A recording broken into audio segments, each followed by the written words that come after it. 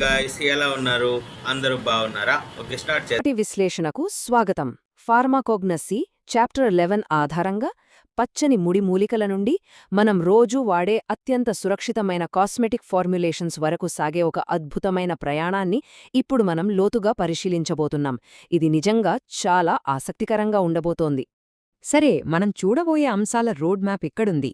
Botanical market వృద్ధి, formulation basics, herbal cosmetics, చర్మ సంరక్షణ పదార్థాలు, కల్తీ ముప్పు మరియు ఫైనల్గా నాణ్యతా నిర్ధారణ. ఒక్కొక్కటిగా చూసేద్దాం. మొదటి విభాగం, ద బొటానికల్ మార్కెట్ బూమ్. ఈ పరిశ్రమ అసలు ఏ స్థాయిలో ఉందో అర్థం చేసుకోవాలంటే ఈ భారీ ఆర్థిక వృద్ధిని మనం గమనించాలి. భారతదేశం నుండి ఆయుర్వేద మరియు మూలికా ఉత్పత్తుల ఎగుమతులు ఎలా విస్ఫోటనం చెందాయో స్పష్టంగా తెలుస్తోంది. 2015లో $354 మిలియన్ ఎగుమతులు 2023 నాటికి ఏకంగా $628 మిలియన్ పెరిగాయి. అంటే సహజ సిద్ధమైన పదార్థాలకు ప్రపంచవ్యాప్తంగా ఎంత విపరీతమైన డిమాండ్ ఉందో అర్థం చేసుకోవచ్చు. రెండవ విభాగం, హెర్బల్ ఫార్ములేషన్ బేసిక్స్. ఇన్ని బిలియన్ల డాలర్ల వ్యాపారం జరుగుతున్నప్పుడు అసలా ముడి మొక్కలను మనం రోజూ వాడే ఉత్పత్తులుగా ఎలా మారుస్తారో తెలుసుకోవడం చాలా ముఖ్యం కదా. ఒక సరైన ఫార్ములేషన్ అనేది పోషక, చికిత్స లేదా సౌందర్య ప్రయోజనాలను సురక్షితంగా అందించడానికి మూలికల ఖచ్చితమైన పరిమాణాలపై ఆధారపడి ఉంటుంది. ఒక్క మాటలో చెప్పాలంటే ఇదొక ఖచ్చితమైన సైన్స్. ఉదాహరణకు, మనం వాడే ఆయింట్మెంట్ల తయారీ ప్రక్రియలు గమనిస్తే నూనె మరియు నీటి దశలను విడివిడిగా ఎంతో జాగ్రత్తగా వేడిచేసి ఆ తర్వాత అవి పూర్తిగా గట్టిపడే వరకు నిరంతరం కలుపుతూనే ఉండాలి. మనం చూసే ఒక చిన్న ట్యూబ్ వెనుక, తెర వెనుక ఎంత ఖచ్చితమైన ప్రక్రియ జరుగుతుందో కదా. మూడవ విభాగం, ఫోకస్, హెర్బల్ కాస్మెటిక్స్. ఫార్మకోగ్నసీ అధ్యయనంలో అత్యంత లాభదాయకమైన మరియు అందరికీ తెలిసిన అప్లికేషన్ ఈ హెర్బల్ కాస్మెటిక్స్. ఇవి ఎందుకు అంత ప్రత్యేకమంటే, రసాయన ఆధారిత సింథటిక్ ప్రత్యామ్నాయాలతో పోలిస్తే ఇవి మన చర్మంపై చాలా చాలా సున్నితంగా పనిచేస్తాయి. అలాగే అలర్జీలు వచ్చే అవకాశాలు కూడా చాలా తక్కువ. దీనికి ఒక అద్భుతమైన ఉదాహరణ అలోవెరా, అంటే మన కలబంద. దీని ఖచ్చితమైన జీవమూలాన్ని చూస్తే ఆకుల కణజాలం నుండి లభించే ఈ జెల్లో 55% పాలిసాకరైడ్లు మరియు నీరుంటుంది. అందుకే ఇది మన చర్మానికి అంత అద్భుతమైన సహజసిద్ధమైన మాయిశ్చరైజర్గా పనిచేస్తుంది. నాల్గవ విభాగం, నేచర్స్ స్కిన్ కేర్ ఇంగ్రీడియంట్స్. మూలికా సౌందర్య సాధనాల పరిశ్రమను శాసించి కొన్ని ముఖ్యమైన వృక్షశాస్త్ర పదార్థాలను ఇక్కడ మనం చూడవచ్చు. వివిధ బొటానికల్ కుటుంబాలను గమనిస్తే ముడతలను సున్నితంగా మార్చే లావెండర్ నుండి చర్మాన్ని మరియు క్యూటికల్స్ను తేమగా ఉంచే ఆలివ్ నూనె వరకు ప్రతి మొక్కకు ఒక ప్రత్యేకమైన అలంకరణ ప్రయోజనం ఉంటుంది. ప్రకృతి మనకు అందించిన బహుమతులివి. వీటి రసాయన భాగాలను మరింత లోతుగా పరిశీలిస్తే కాస్మెటిక్స్లో గంధపు నూనె ఎంతో విలువైనదిగా పరిగణించబడుతుంది. ఎందుకంటే ఇందులో 90% పైగా సెస్క్విటెర్పెనిక్ ఆల్కహాల్సుంటాయి. ఈ అద్భుతమైన రసాయన సమ్మేళనం వల్లే పర్ఫ్యూమ్లు మరియు సబ్బులలో ఇది ప్రధానంగా వాడబడుతుంది. అయితే ఇక్కడొక పెద్ద ప్రశ్న తలెత్తుతుంది. మార్కెట్లో వీటికింత భారీ విలువ ఉన్నప్పుడు ఈ కాస్మెటిక్ పదార్థాల సంపూర్ణ స్వచ్ఛతకు గ్యారంటీ ఏమిటి? ఇది చాలా కీలకమైన ప్రశ్న. ఎందుకంటే డిమాండ్ మరియు లాభాలు ఎక్కువగా ఉన్నచోట మోసానికి కూడా అంతే ఆస్కారం ఉంటుంది. ఇదే బొటానికల్ పైప్లైన్లోని చీకటి కోణానికి దారితీస్తుంది. ఐదవ విభాగం, ద థ్రెట్ ఆఫ్ అడల్టరేషన్. ఇది ఔషధాలు మరియు కాస్మెటిక్ పదార్థాల కల్తీ అనే అత్యంత ప్రమాదకరమైన సవాల్ను మన ముందుకు తెస్తుంది. కల్తీ అంటే ఏమిటంటే, అసలైన ఔషధాలను పాక్షికంగా లేదా పూర్తిగా ఒకేలా కనిపించే ఇతర చౌకబారు పదార్థాలతో భర్తీ చేయడం. ఎక్కువ లాభాల కోసం ఉద్దేశపూర్వకంగా నాణ్యత లేని, కొన్నిసార్లు హానికరమైన పదార్థాలను కలపడమే ఈ మోసం. ఇక్కడ స్పష్టంగా కనిపిస్తున్నట్లుగా ఒకవైపు ఉన్న ఆప్రికాట్ గింజలు చూడటానికి అచ్చం ఖచ్చితమైన బాదం గింజల్లాగానే ఉన్నాయి కదూ. కానీ ఆప్రికాట్ గింజలలో మనం బాదం నుండి ఆశించే పోషక మరియు చికిత్సా గుణాలు పూర్తిగా లోపిస్తాయి. కేవలం రూపమొకటే, గుణం కాదు. ఈ ఉద్దేశపూర్వక కల్తీ పద్ధతుల గురించి వింటే ఏదో క్రైమ్ నవల చదివినట్లుగా ఉంటుంది. జాజకాయలాగా కనిపించడానికి ఏకంగా చెక్కను చెక్కడం దగ్గర్నుండి బరువు పెంచడానికి లైమ్స్టోన్ లేదా సీసం లాంటి అత్యంత విషపూరిత పదార్థాలను కమర్షియల్ బ్యాచ్లలో కలపడం వరకు ఈ మోసాలు ఎన్నో రకాలుగా జరుగుతాయి. షాకింగ్గా ఉంది కదూ! 6వ విభాగం ప్రూవింగ్ బొటానికల్ క్వాలిటీ. మరి ఈ మోసాన్ని ఎదుర్కోవాలంటే కఠినమైన శాస్త్రీయ మూల్యాంకనం తప్పనిసరి. పదార్థాల అసలైన గుర్తింపును మరియు నాణ్యతను స్థాపించడానికి ఒక పెద్ద ఆయుధాగారమే కావాలి. ఇది మన పంచేంద్రియాలతో అంటే కంటితో చూసి, వాసన పీల్చి చేసే సాధారణ పరిశీలనతో మొదలై అత్యంత సూక్ష్మమైన మైక్రోస్కోపిక్ మరియు కెమికల్ టెస్ట్ల వరకు అన్ని స్థాయిలలోనూ సాగుతుంది. ఈ మైక్రోస్కోపిక్ టెస్టింగ్ అనేది ఎక్కువగా స్టొమాటా వంటి ప్రత్యేకమైన కణ నిర్మాణాలను గుర్తించడంపై ఆధారపడి ఉంటుంది. ఈ స్టొమాటా అనేది ప్రతి మొక్కకు ఒక బొటానికల్ వేలిముద్ర అంటే ఒక ఫింగర్ ప్రింట్ లాగా పనిచేస్తుంది. దీని ద్వారా ఆ మొక్క ప్రామాణికతను తిరుగు లేకుండా నిరూపించవచ్చు. అదేవిధంగా ట్రైకోమ్స్ అంటే మొక్కల ఆకులపై ఉండే సూక్ష్మమైన వెంట్రుకలు, వీటిని విశ్లేషించడం ద్వారా ఒక పౌడర్ రూపంలో ఉన్న పదార్థంలో నిజంగా సరైన ఔషధ ఆకు ఉందా లేదా అనేదానికి కాదనలేని దృశ్యమాన సాక్ష్యాధారం దొరుకుతుంది. ప్రతి మొక్కకు ఈ ట్రైకోమ్స్ వేర్వేరుగా ఉంటాయి. చివరగా క్వాంటిటేటివ్ మైక్రోస్కోపీ. ఈ పద్ధతిలో ఒక ప్రామాణికమైన నమూనాలో స్వచ్ఛతను ఖచ్చితంగా లెక్కించడానికి ఏకరీతిగా 25 మైక్రోమీటర్ల పరిమాణంలో ఉండే లైకోపోడియం స్పోర్స్ను ఉపయోగిస్తారు. ఇది పౌడర్ రూపంలో ఉన్న డ్రగ్స్ యొక్క నాణ్యతను గణితశాస్త్రపరంగా లెక్కించడానికి ఎంతో సహాయపడుతుంది. కాబట్టి ఇదంతా విన్నాక మనకర్థమయ్యే సత్యమేమిటంటే, ఒక సాధారణ హెర్బల్ లోషన్ బాటిల్ తయారీ అనేది ఎంతో క్లిష్టమైన సరఫరా వ్యవస్థలు, ఖచ్చితమైన ఫార్ములేషన్ మరియు అలసిపోని సూక్ష్మ పరిశోధనల కలయిక. హెర్బల్ ప్రాడక్ట్ మీద ఉండే ప్రతి లేబుల్ వెనుక శాస్త్రీయంగా ధృవీకరించబడిన ఒక సుదీర్ఘమైన ప్రయాణం ఉంటుంది. ఈ విశ్లేషణ ద్వారా బొటానికల్ పైప్లైన్ గురించి మనం ఎన్నో విషయాలు తెలుసుకున్నాం. చివరగా ఒక చిన్న ఆలోచన. మన ఇంట్లో కౌంటర్పై కనిపించే రోజువారీ వస్తువుల వెనక ఎంత అదృశ్యమైన సైన్స్ దాగియుందో కదా! తదుపరిసారి ఏదైనా బొటానికల్ స్కిన్ కేర్ ఉత్పత్తిని ఉపయోగించినప్పుడు ఒక పొలం నుండి ఫార్ములా బాటిల్ వరకు సాగిన దాని సూక్ష్మ ప్రయాణం తప్పక మనకు గుర్తుకురాక మానదు. ఈ ఆసక్తికరమైన విశ్లేషణలో నాతో పాటు ప్రయాణించినందుకు ధన్యవాదాలు.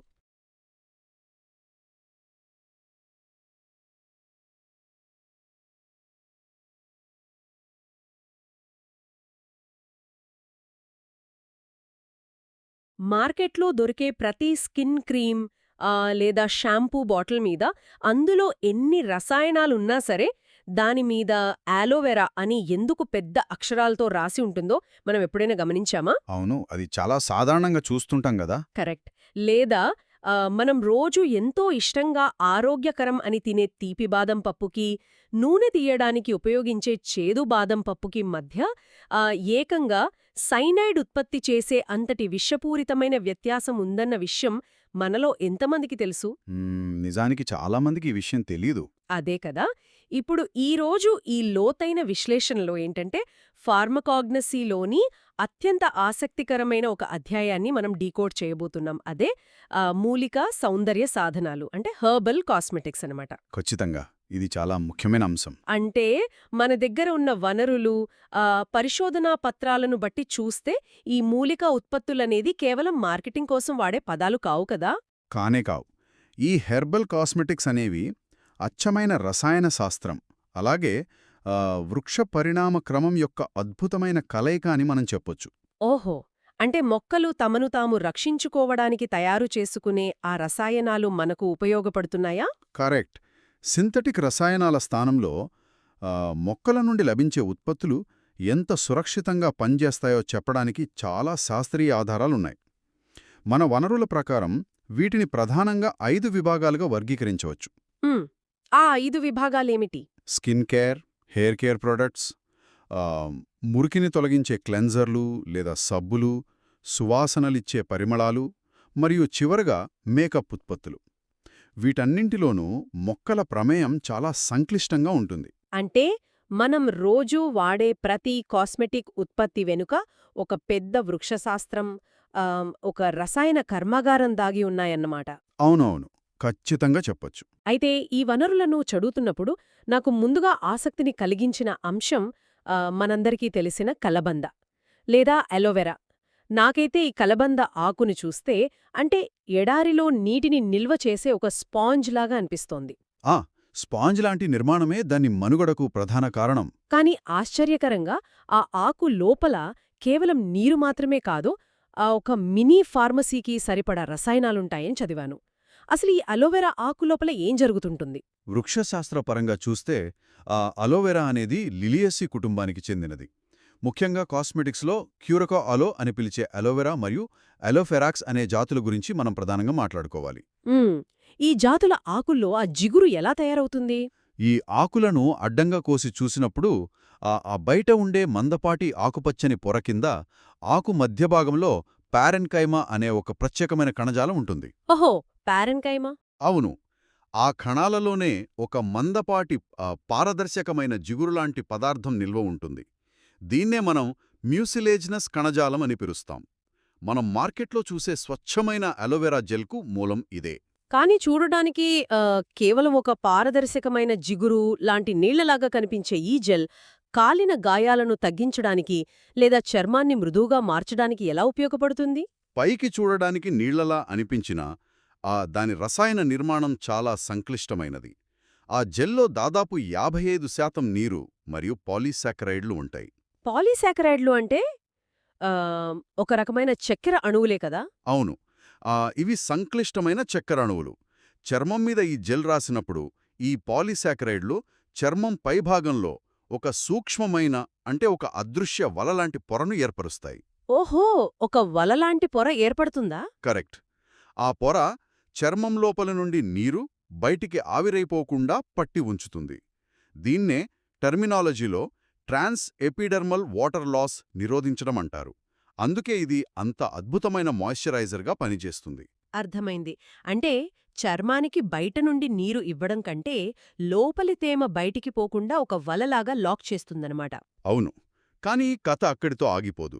కేవలం తేమను నిలపడమే కాకుండా ఇందులో ఉండే ఆంథ్రాక్వినోన్ గ్లైకోసైడ్లు అసలైన వైద్యపరమైన ప్రయోజనాలునిస్తాయి. ఆంథ్రాక్వినోన్ గ్లైకోసైడ్లు పేర్లు వింటుంటేనే చాలా పవర్ఫుల్గా అనిపిస్తున్నాయి. ఇవి ఏం చేస్తాయి? వీటిలో అలోయిన్, అలోఎమోడిన్, బార్బలోయిన్ అనే అత్యంత శక్తివంతమైన రసాయనాలు ఉంటాయి. ఇవి చర్మకణాలను లోపలి నుండి ప్రేరేపించి ఆ కణాలు వేగంగా పునరుత్పత్తి అయ్యేలా చేస్తాయి. సెల్ రీజనరేషన్ జరుగుతుందన్నమాట. ఖచ్చితంగా. అందుకే కాలిన గాయాలు, తామర మరియు సోరియాసిస్ లాంటి చర్మవ్యాధులు ఉన్నచోట ఈ జెల్ రాసినప్పుడు ఆ ఆంథ్రాక్వినోన్లు చనిపోయిన కణాలను వేగంగా తొలగించి కొత్త కణాలు వచ్చేలా చేస్తాయి. వావ్! ఇవి కాకుండా ఇందులో ఇంకేమే ఉంటాయా? వీటితో పాటుగా విటమిన్లు మరియు చర్మానికి యాంటీ ఆక్సిడెంట్గా పనిచేసే ఫోలిక్ యాసిడ్ కూడా దీనిలో ఉంటాయి. ఇందులో అలోవెరా కేవలం 1% లేదా అంతకంటే తక్కువే ఉంటుంది.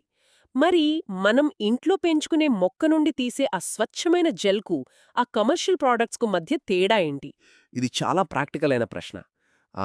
1% లేదా 2% అలోవెరా అనేది మనం మొక్క నుండి తీసే ముడి జెల్తో ఏమాత్రం సరితూగదు. అంటే ఆ 1% అలోవెరాతో నిజంగా ఈ సెల్ రీజనరేషన్ జరగదా? జరగదనే చెప్పాలి. కమర్షియల్ ప్రాడక్ట్స్లో ఉండే ఆ కొద్దిపాటి శాతం కేవలం పాలీసాకరైడ్ల ద్వారా కొద్దిగా హైడ్రేషన్ ఇవ్వగలదేమో, కానీ స్వచ్ఛమైన అలోవెరా ఇచ్చే పూర్తి థెరప్యూటిక్ గుణాలను ఇవ్వలేదు. ఓహో, అంటే గాయాలు తగ్గాలన్నా, ముడతలు పోవాలన్నా కుదరదన్నమాట. అవును, దానికి చర్మానికి అధిక మోతాదులో ఆంథ్రాక్వినోన్లు అందాలి. స్వచ్ఛమైన జెల్ మాత్రమే నేరుగా చర్మం లోపలికి చొచ్చుకుపోయి మోటిమల్ను, డార్క్ సర్కిల్స్ను సమర్థవంతంగా తగ్గించగలుగుతుంది. అద్భుతం. కలబంద ఇచ్చే ఈ పైపొర రక్షణ మరియు హైడ్రేషన్ గురించి స్పష్టంగా అర్థమైంది.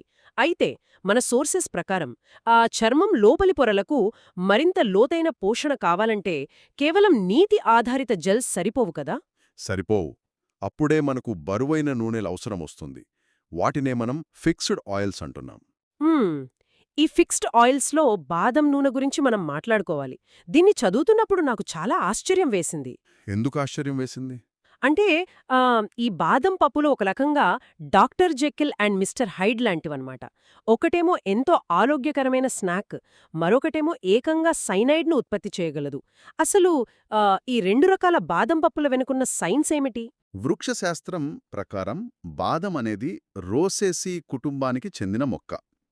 మీరు చెప్పినట్లు ఇందులో ప్రధానంగా 2 భిన్నమైన రకాలున్నాయి. హ్మ్. మొదటిది మనం తినేది కదా? అవును. మొదటిది మనం రోజూ ఆహారంగా తీసుకునే తీపి బాదం. దీని శాస్త్రీయ నామం ప్రూనస్ కమ్యూనిస్.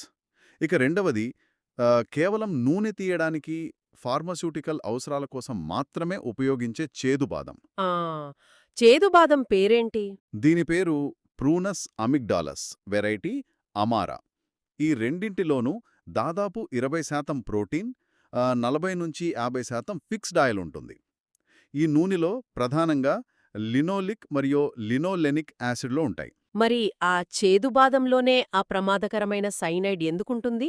అసలు ఒక మొక్క సైనైడ్ లాంటి విషాన్ని ఎందుకు ఉత్పత్తి చేస్తుంది? ఇక్కడే వృక్ష పరిణామ క్రమం అంటే ప్లాంట్ ఎవల్యూషన్ మనకు అర్థమవుతుంది.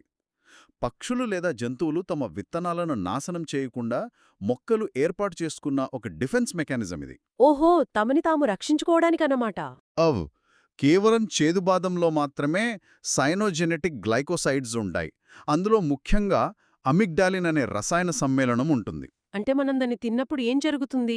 ఒక జంతువు లేదా మనిషి ఆ చేదుబాదాన్ని నమిలినప్పుడు లేదా దాన్ని క్రష్ చేసినప్పుడు ఆ మొక్కలోని ఎంజైమ్లు మరియు అమిగ్డాలిన్ కలిసిపోయి హైడ్రాలిసిస్ అనే ప్రక్రియ జరుగుతుంది. హైడ్రాలిసిస్ జరిగి ఆ సైనైడ్ బయటకొస్తుందా? కరెక్ట్. అప్పుడే ఆ అమిగ్డాలిన్ విడిపోయి హైడ్రోసయానిక్ ఆమ్లం, అంటే మనం వాడుక భాషలో సైనైడ్ అని పిలిచే ఒక విషవాయువును మరియు బెంజాల్డిహైడ్ను ఉత్పత్తి చేస్తుంది. వామో, వింటుంటేనే భయంగా ఉంది. మరి ఆ సైనైడ్ లాంటి విషాన్ని ఉత్పత్తి చేసే ఆ చేదు బాదం నుండి తీసిన నూనెలు మనం కాస్మెటిక్స్లో గాని వైద్యంలో గాని ఎందుకు వాడుతాం? సరైన పద్ధతిలో శుద్ధి చేసి ఆ అత్యంత నియంత్రిత మోతాదులో వాడినప్పుడు ఈ చేదుబాదం నూనె శరీరంలో అద్భుతాలు చేస్తుంది. నియంత్రిత మోతాదులో వాడితే సేఫ్ అన్నమాట. యా. దీనివల్ల ప్రయోజనాలెలా ఉంటాయి? వైద్యపరంగా ఇది రక్తంలో హెచ్డిఎల్ అంటే మంచి కొలెస్ట్రాల్ని పెంచుతుంది.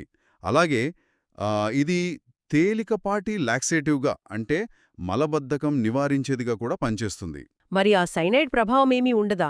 మీరు ఇందాక ఆశ్చర్యపడిన హైడ్రోసైననిక్ ఆమ్లం కూడా తక్కువ మోతాదులో మన నాడీ వ్యవస్థపై సెడేటివ్గా పనిచేస్తుంది. అంటే నరాలకు ఒక రకమైన మత్తు లేదా ప్రశాంతతను ఇచ్చే ఔషధంగా పనిచేస్తుంది. ఓహో, ప్రశాంతతనిస్తుందా? మరి కాస్మెటిక్స్లో దీన్ని ఎలా వాడతారు? కాస్మెటిక్స్ విషయానికొస్తే చర్మం మరియు జుట్టు లోషన్లలో దీన్ని ఒక అత్యుత్తమ డెముల్సెంట్గా వాడతారు. అంటే చర్మంపై ఏర్పడే వాపులు లేదా మంటల నుండి తక్షణ ఉపశమనం కలిగించే పదార్థమన్నమాట. అద్భుతం. అంటే ఆ మొక్క యొక్క డిఫెన్స్ మెకానిజాన్నే మనం మోతాదు తగ్గించి మన ఔషధంగా మార్చుకున్నామన్నమాట. ఖచ్చితంగా. మనం ప్రకృతిని వాడుకునే విధానం అదే కదా. సరే, ఇప్పుడు ఇంకొక ముఖ్యమైన ఫిక్సెడ్ నూనె ఆలివ్ నూనె గురించి కూడా ప్రస్తావన ఉంది కదా. ఇది కూడా బాదం నూనెలాగానే పనిచేస్తుందా? ఆలివ్ నూనె అనేది ఓలియేసీ కుటుంబానికి చెందిన ఓలియా యూరోపియా అనే మొక్క పండిన పళ్ల నుండి తీస్తారు. ఇందులో ప్రధానంగా ట్రైగ్లిజరైడ్స్, ముఖ్యంగా ఓలీన్ మరియు లినోలిన్ ఉంటాయి. అసలు ఈ ఫిక్స్డ్ ఆయిల్స్కు మనం ఆ తర్వాత మాట్లాడుకోబోయే ఆవిరయ్యే నూనెలకున్న భౌతిక మరియు రసాయన తేడా ఏమిటి? వృక్షశాస్త్రంలో ఫిక్స్డ్ ఆయిల్స్ అనగానే వాటి అణువుల బరువు చాలా ఎక్కువగా ఉంటుంది. అవి పెద్దవైన ఫ్యాటీ యాసిడ్ చైన్స్. అంటే అణువులు బరువుగా ఉంటే అవి ఆవిరైపోవు కదా? కరెక్ట్. అవి గాలికి ఆవిరైపోవు. అవి చర్మం మీద రాసినప్పుడు లోతుగా వెళ్ళి తేమ బయటికి పోకుండా ఒక బలమైన లాక్లాగా, ఒక రక్షణ కవచంలా ఏర్పడతాయి. ఓహో, ఈ అణువులు బరువుగా ఉండటం వల్లే ఇవి చర్మానికి డెమ్యూల్సెంట్గా బాగా పనిచేస్తాయన్నమాట. సరిగ్గా చెప్పారు. ఈ బరువైన అణువుల వల్లే ఆలివ్ నూనె అద్భుతమైన లూబ్రికెంట్గా పనిచేస్తుంది. లూబ్రికెంట్గా అంటే ఎలాంటి ఉపయోగాలుంటాయి? ఉదాహరణకు చెవిలో గట్టిపడిన మైనం తీయడానికి ఈ నూనెను వేస్తారు. ఎందుకంటే అది ఆ మైనాన్ని కరిగించి మృదువుగా చేస్తుంది. అలాగే చర్మంపై వచ్చే తామర, సోరియాసిస్ వల్ల ఏర్పడే గట్టి పులుసులను మెత్తపరచడానికి ఇది అద్భుతంగా పనిచేస్తుంది. కాస్మెటిక్ రంగంలో దీని వాడకం ఎలా ఉంటుంది?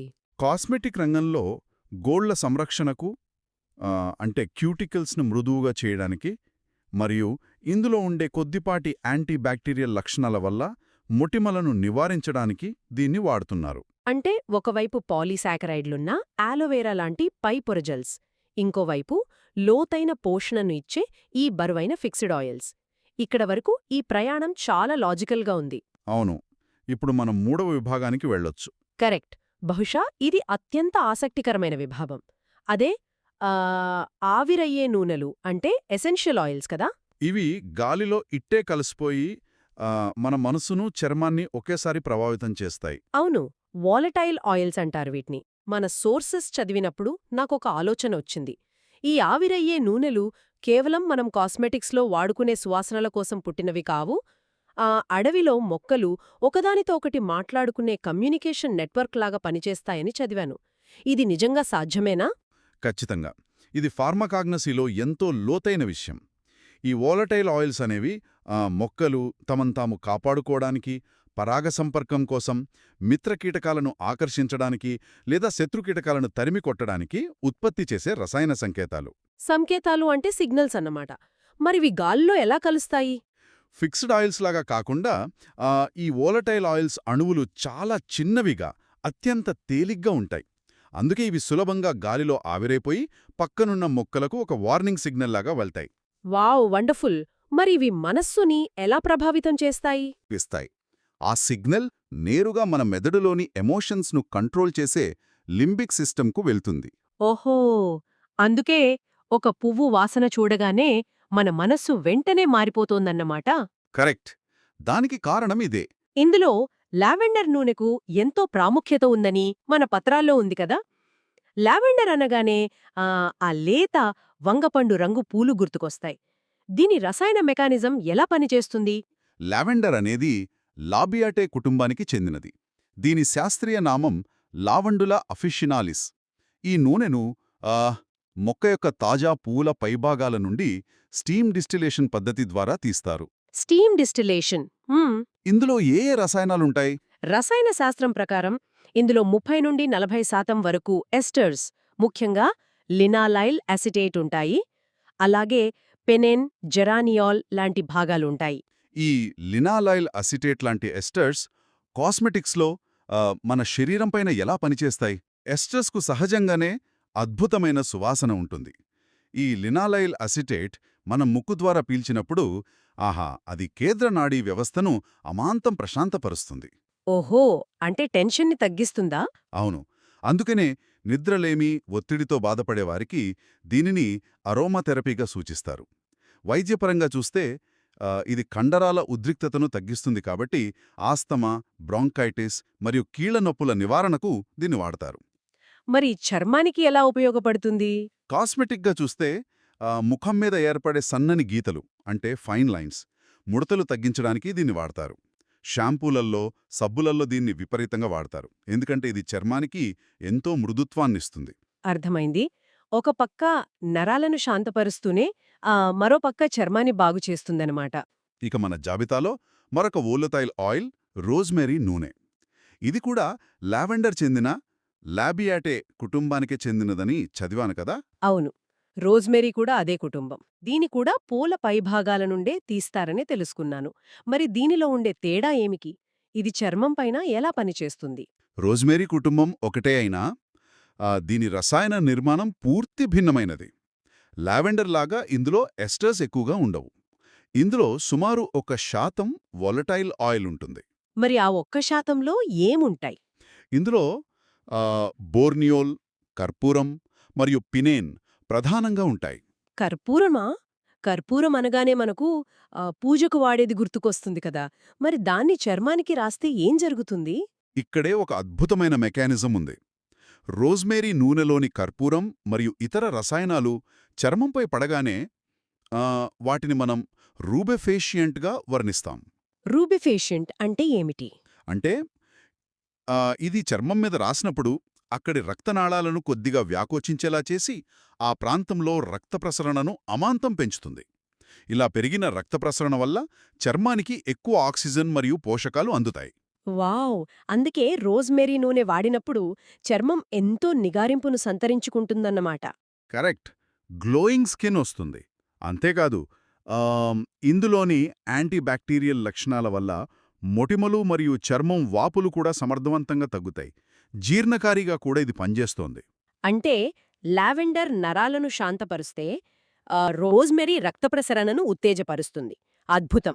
ఈ 2 ఆవిరయ్యే నూనెలను పువ్వుల నుండి తీస్తారని విన్నాక నా మెదడును తొలుస్తున్న ఒక ముఖ్యమైన ప్రశ్న అడగాలిప్పుడు. అడగండి. మన భారతీయ ఆయుర్వేదంలో అత్యంత ఖరీదైన మరియు పవిత్రమైన గంధపు నూనె అంటే శాండల్వుడ్ ఆయిల్ ఉంది కదా, దాన్ని మాత్రం ఆ చెట్టు మధ్యలో ఉండే హార్ట్వుడ్ నుండి అంటే కాండం లోపలి కలప నుండి ఎందుకు తీస్తారు? పువ్వులకు కాండం లోపలి భాగానికి ఇంత వ్యత్యాసం ఎందుకొస్తుంది? ఇదొక చాలా మంచి ప్రశ్న. ఫార్మాకోగ్నోసీలో వృక్ష పరిణామ క్రమాన్ని అర్థం చేసుకోవడానికి ఇదొక అద్భుతమైన ఉదాహరణ. అవును, ఎందుకు మొక్కలు తమ రసాయనాలను ఇలా వేరువేరు చోట్ల దాచుకుంటాయి? ఏంటంటే పువ్వులనేవి మొక్కకు సంబంధించిన తాత్కాలిక భాగాలు. వాటి ఏకైక లక్ష్యం కీటకాలను ఆకర్షించడం ద్వారా పరాగ సంపర్కం జరపడం.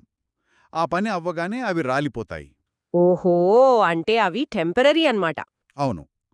అందుకే లావెండర్, రోజ్మెరీ లాంటి మొక్కలు తమ పువ్వులలో త్వరగా ఆవిరయ్యే తేలికపాటి నూనెలను నిల్వ చేస్తాయి. కాని చందనం లేదా గంధం చెట్టు కథ వేరు. వృక్షశాస్త్రంలో శాంటాలేసీ కుటుంబానికి చెందిన ఈ చెట్టు దశాబ్దాల పాటు అడవిలో బతకాలి. అంటే ఆ దశాబ్దాన జీవితకాలంలో దానిపై ఎన్నో ఫంగస్లు, చెదపురుగులు దాడి చేయొచ్చు కదా? ఖచ్చితంగా. తన సుదీర్ఘ జీవితకాలంలో ఫంగస్ ఇన్ఫెక్షన్లు మరియు వాతావరణ మార్పుల నుండి తాను రక్షించుకోవడానికి గంధం చెట్టు అత్యంత స్థిరమైన, శక్తివంతమైన డిఫెన్స్ రసాయనాలను ఉత్పత్తి చేస్తుంది. ఆ రసాయనాలను ఎక్కడ దాచుకుంటుంది? వాటిని తన కాండం మధ్యభాగంలో అంటే ఆ హార్ట్వుడ్లో నిల్వ చేసుకుంటుంది. ఇది దాని పర్మనెంట్ ఇమ్యూన్ సిస్టమ్ అన్నమాట. ఆ హార్ట్వుడ్ను స్టీమ్ డిస్టిలేషన్ చేసినప్పుడు అందులో 90% పైగా సాస్క్విటర్పెనిక్ ఆల్కహాల్స్ లభిస్తాయి. ముఖ్యంగా ఆల్ఫా మరియు బీటా శాంతలాల్. ఆ సెస్క్విటర్పెనిక్ ఆల్కహాల్స్ వల్ల మన శరీరానికి కలిగే ప్రయోజనాలేమిటి? ఎందుకు అంత రేటు పెట్టి ఆ గంధపు నూనెను కొంటారు? ఈ రసాయనాలు అత్యంత స్థిరంగా గాఢంగా ఉండే ఔషధాలు. కాస్మెటిక్స్లో ముఖ్యంగా ఖరీదైన పర్ఫ్యూమ్స్లలో ఇవి సువాసనను పట్టి ఉంచే ఫిక్సేటివ్స్గా పనిచేస్తాయి. ఓహో, సువాసన ఎక్కువసేపుండేలా చేస్తాయన్నమాట. ఫేస్ మాస్క్లలో వాడితే ఏమవుతుంది? ఫేస్ మాస్క్లలో వాడినప్పుడు ఇవి చర్మాన్ని లోపలి నుండి శుభ్రపరిచి కాంతినిస్తాయి. అన్నింటికంటే ముఖ్యంగా తీవ్రమైన ఆరోగ్య సమస్యలైన డిస్యూరియా అంటే మూత్ర విసర్జనలో సమస్య మరియు మూత్రాశయ క్షయవ్యాధి చికిత్సలో కూడా ఈ గంధపు నూనెను ఆయుర్వేదంలో ఔషధంగా వాడతారు.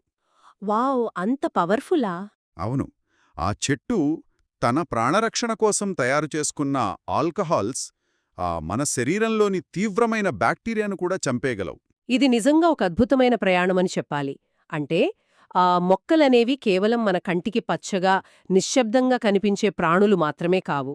అవి ప్రకృతి సిద్ధమైన, అత్యంత సంక్లిష్టమైన రసాయన కర్మాగారాలు అని ఈరోజు విశ్లేషణ ద్వారా మనకు మరింత స్పష్టమైంది. అవును. ఆ విషయాన్ని మనం చాలా లోతుగా అర్థం చేసుకున్నాం. కలబంద ఆకులోని మ్యూసిలేజ్ వల్లలాగా అల్లుకొని నీటిని బయటికి పోనివ్వకుండా చేసే హైడ్రేషన్ దగ్గర్నుండి చేదు బాదాంలోని అమిగ్డాలిన్ హైడ్రాలిసిస్ చెంది సైనైడ్గా మారే డిఫెన్స్ మెకానిజం వరకు మనం తెలుసుకున్నాం కదా. అలాగే అణువుల బరువు ఎక్కువగా ఉండడం వల్ల చర్మానికి రక్షణ కవచంలా నిల్చే ఆలివ్ నూనెలోని ట్రైగ్లిజరైడ్స్ గురించి కూడా. కరెక్ట్. ఇంకా లావెండర్, రోజ్మెరీ పువ్వుల్లోని ఆవిరయ్యే అణువులు చేసే కమ్యూనికేషన్ మరియు దశాబ్దాల పాటు చందనం చెట్టు తన గుండెకాయలో దాచుకున్న సెస్క్విటెర్పెనిక్ ఆల్కహాల్స్ గురించి కూడా. ఇవి మన శరీరంపై, మెదడుపై చూపే అద్భుతమైన ప్రభావాలను మనం ఈరోజు లోతుగా శాస్త్రీయంగా తెలుసుకున్నాం. సింథటిక్ రసాయనాలతో తయారుచేసే కాస్మెటిక్స్కు ఈ మూలికా సౌందర్య సాధనాలకున్న ప్రధాన వ్యత్యాసమిదే. హెర్బల్ ప్రొడక్ట్స్లోని రసాయనాలు జీవ పరిణామ క్రమంలో వేలాది సంవత్సరాలుగా సహజంగా అభివృద్ధి చెందినవి. అంటే సైడ్ ఎఫెక్ట్స్ లేకుండా పనిచేస్తాయా? అవును. అందుకే అవి మానవ శరీర కణాలతో సులభంగా కలిసిపోయి ఆ అలర్జీలు లేకుండా పనిచేస్తాయి. ప్రతి మొక్క వెనుక ఒక నిర్దిష్టమైన బయోకెమికల్ ఇంజనీరింగ్ ఉంటుంది. ఇదంతా విన్న తర్వాత ఈ లోతైన విశ్లేషణను ముగించే ముందు ఒకసారి ఆలోచిస్తే ఎంతో ఆశ్చర్యం కలుగుతుంది కదా. ఖచ్చితంగా. ఈ మొక్కలు తమను తాము పర్యావరణం నుండి కాపాడుకోవడానికి, శత్రుకీటకాలను తరిమికొట్టడానికి లేదా తమ విత్తనాలను రక్షించుకోవడానికి కోట్లాది సంవత్సరాలుగా ఈ సంక్లిష్టమైన రసాయనాలను ఒక కవచంలా అభివృద్ధి చేసుకున్నాయి. అది చేదుబాదంలోని సైనైడ్ రూపంలో కావచ్చు, రోజ్మేరీలో రక్త ప్రసరణ పెంచే కర్పూరం రూపంలో కావచ్చు, లేదా చందనంలోని ఆల్కహాల్స్ రూపంలో కూడా కావచ్చు. అవును, మనం ప్రతిరోజూ ఉదయం ఆ మూలిక కాస్మెటిక్స్ను మన చర్మం మీద రాసుకుంటున్నామంటే నిజానికి మనం ఆ మొక్కలు ఎన్నో యుగాలుగా నిర్మించుకున్న ఆ పరిణామ కవచాన్ని మన కోసం అరుచెచ్చుకుంటున్నామన్నమాట. అది నిజంగా చాలా అందమైన ఆలోచన. ఒక్కసారి ఊహించండి, ఈ భూమిపై మనమింకా కనీసం అధ్యయనం కూడా చెయ్యని వేలాది లక్షలాది మొక్కలలో భవిష్యత్ కోసం ఇంకెన్ని అద్భుతమైన కాస్మెటిక్ లేదా మెడికల్ సీక్రెట్స్ దాగి ఉన్నాయో కదా. ఈ అంతుచిక్కని ఫార్మకోగ్నాసి వనరులను మనం మరింత లోతుగా అధ్యయనం చేద్దాం. మరొక ఆసక్తికరమైన అంశంతో మళ్ళీ కలుద్దాం. భవిష్యత్తు గురించి ఒకసారి ఆలోచిస్తూ ఈనాటి మన లోతైన విశ్లేషణను ముగిద్దాం. మరో ఆసక్తికరమైన టాపిక్తో మళ్ళీ కలుద్దాం.